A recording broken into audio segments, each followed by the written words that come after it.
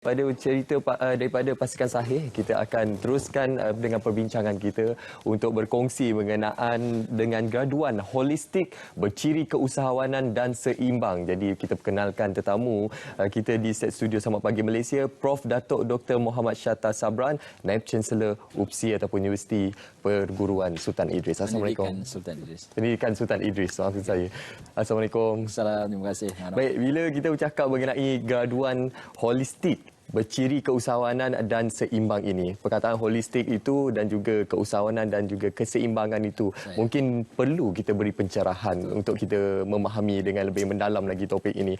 Pandangan Prof. Okey, terima kasih Munawar. So yang pertama saya rasa kita perlu faham senario semasa, dan kalau kita bandingkan senario ini kira-kira 15-20 tahun yang lepas berbandingkan dengan sekarang, merupakan satu senario yang berbeza. Kalau dulu orang masuk universiti, mereka memang bertujuan untuk mendapatkan kualifikasi akademik. Maksudnya mendapat diploma, mendapat ijazah dan sebagainya. Dan itu memang penting dan sampai sekarang juga ia penting. Cuma kalau kita bandingkan dalam senario kebolehpasaran graduan pada hari ini dibandingkan dengan zaman dulu, kalau 10-15 tahun yang lepas, kalau saya memiliki segulung ijazah ataupun diploma dan mempunyai dengan kelayakan akademik yang bagus ketika itu, maka saya boleh dikatakan mempunyai keberangkalian 100% mampu untuk memperoleh pekerjaan. Kita bercakap tentang 15-20 tahun yang lepas. Tapi pada hari ini keadaan ataupun senario berbeza. Kelayakan akademik, iaitu diploma atau ijazah sebagai, merupakan salah satu syarat untuk dipertimbangkan untuk memiliki jawatan-jawatan yang dipohon. Apa yang dilihat oleh majikan pada hari ini adalah sejauh mana kemampuan pelajar kita menunjukkan kemahirannya melebihi akademik tersebut.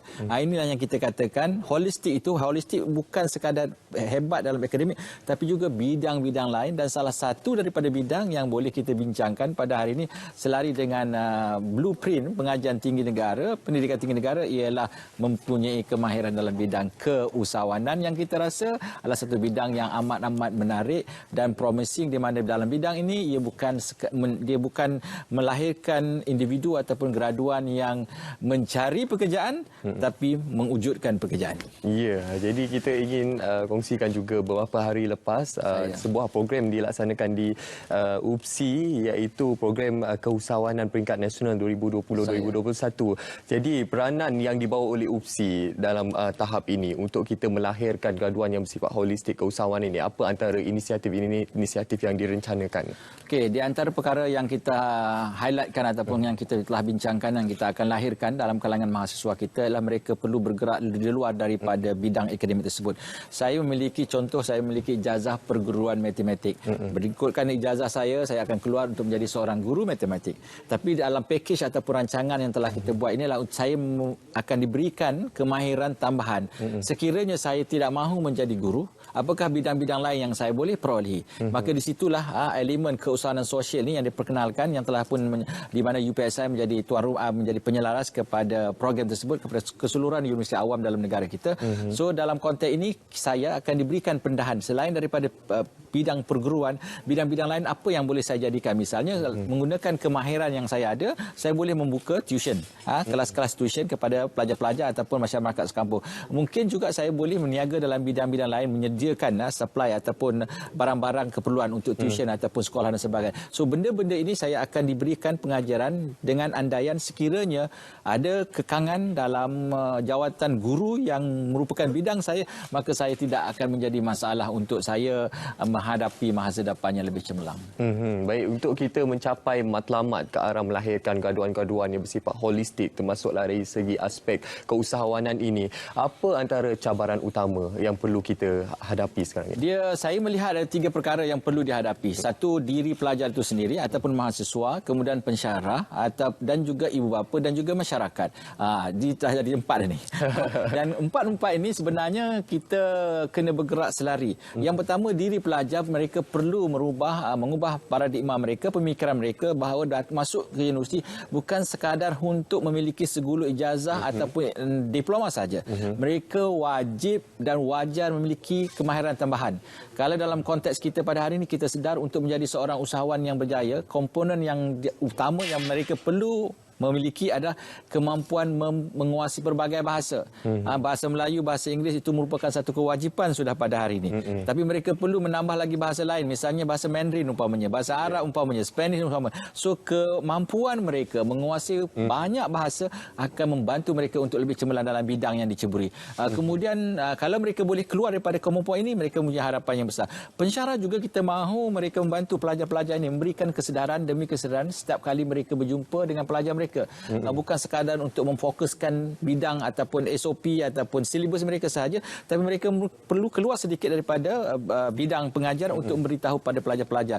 Dan ibu bapa juga perlu sedar, jadi sekiranya anak mereka begitu sibuk dengan pelbagai aktiviti yang dianjurkan oleh pihak kolej, pihak universiti dan sebagainya, jangan begitu takut kerana itu merupakan salah satu nilai tambah yang mampu untuk meningkatkan kemahiran mereka, kemampuan mereka, kecemerlangan mereka di masa hadapan. Dan begitu juga masyarakat, jangan begitu mudah memandang serong kalau kita lihat ada graduan-graduan yang memiliki ijazah keluar daripada universiti tapi menceburkan diri dalam bidang perniagaan. Kita seharusnya beri sokongan kerana itu merupakan satu bidang yang amat membanggakan di masa-masa yang akan datang. Baik, cantik penerangan daripada Prof.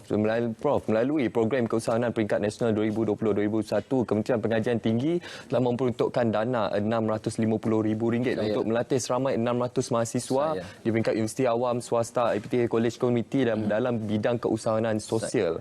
Bagaimana dari segi pemilihan pelajar, adakah ianya terbuka ataupun terhad dengan golongan pelajar tertentu sahaja, Prof? Okey, program ini memang dibuka kepada seluruh warga universiti, tapi mereka perlu menunjukkan kertas kerja, proposal dan sebagainya. Mereka perlu membuat pembentangan dan sebagainya.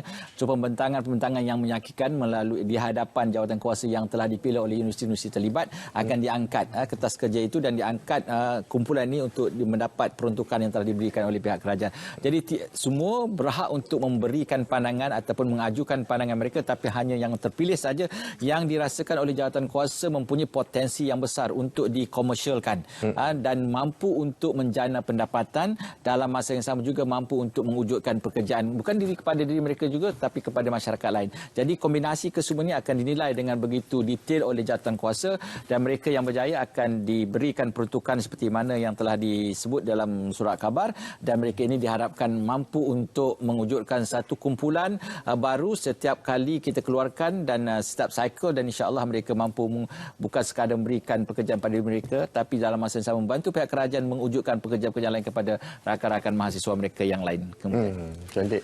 Prof, impak pandemik COVID-19 ini telah mengubah cara ekonomi kita berfungsi dan sebagainya, cara kita bersosial. Bagaimana Prof melihat untuk kita melahirkan graduan yang bersifat holistik ini? Mereka perlu diberi penekanan terhadap perubahan norma baharu dalam gaya bekerja, gaya ekonomi sekarang ini, Prof.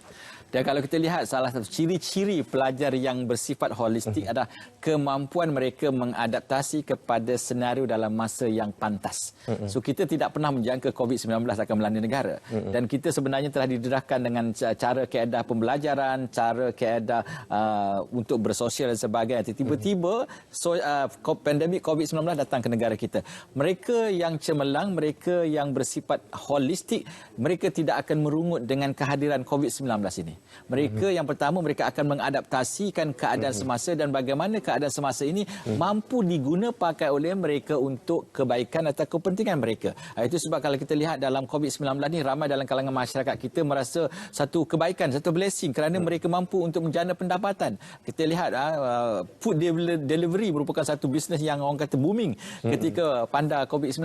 Yang sebelum ini orang tidak terfikir. Orang kampung boleh memasakkan barang-barang sayur-sayuran mereka yang sebelum ini tidak pernah terfikir untuk menghantar barang-barang pegaga mereka, daun pandan mereka, daun pisang mereka ke tempat lain. Tapi oleh kerana COVID datang, mereka mampu berfikir sedemikian. Jadi mahasiswa yang sebenarnya holistik, mereka akan melihat semua masalah yang wujud dalam negara kami atau dalam diri mereka sebagai satu peluang untuk mereka lebih cemerlang. Ya, cantik. Sekarang ni kita memangnya beralih kepada ekonomi digital. Segalanya di hujung jari sahaja, semuanya digital sekarang ini. Mungkin dalam kesempatan yang ada ni, mungkin Prof boleh kongsikan apa harapan Prof terhadap pendidikan negara khususnya di pihak Kementerian Pengajian Tinggi untuk melahirkan graduan-graduan yang bersifat holistik, keusahawanan di peringkat nasional bukan sahaja tapi di peringkat antarabangsa. Okey, yang pertama saya melihatkan sistem yang ada dalam negara kita ini sudah cukup mantap, sudah cukup berbaik dan sebagainya. Cuma saya mengharapkan mahasiswa ataupun graduan di sana mengambil kesempatan ataupun peluang yang telah disediakan oleh pihak kerajaan, pihak universiti, pihak kolej sebagainya untuk memastikan masa depan mereka lebih cemerlang. Semua program-program aktiviti-aktiviti yang dianjurkan oleh pihak universiti, pihak kerajaan, pihak kolej adalah satu aktiviti untuk memastikan mereka mempunyai daya kebolehpasaran yang tinggi. Maka pastikan mengikuti program tersebut dan mengambil kesempatan selagi mana ataupun peluang diberikan kepada mereka, dan kita mahu mereka sebaik saja mereka keluar daripada universiti, mereka akan menjadi sasaran majikan untuk diterima bekerja kerana kehebatan dan kemampuan mereka menunjukkan pelbagai kemahiran selain daripada bidang akademik. Baik, cantik penerangan daripada Prof. InsyaAllah semoga dengan program-program yang dilaksanakan, inisiatif yang direncanakan, semoga yang dapat melahirkan graduan holistik berciri keusahawanan dan seimbang yang mampu memberi sumbangan kepada negara masa hadapan negara insyaAllah. Jadi terima kasih kita ucapkan kepada Profesor Datuk Dr. Muhammad Shatar Sabran, Naib Chancellor UPSI atas perkongsian yang cukup bernas pada pagi ini.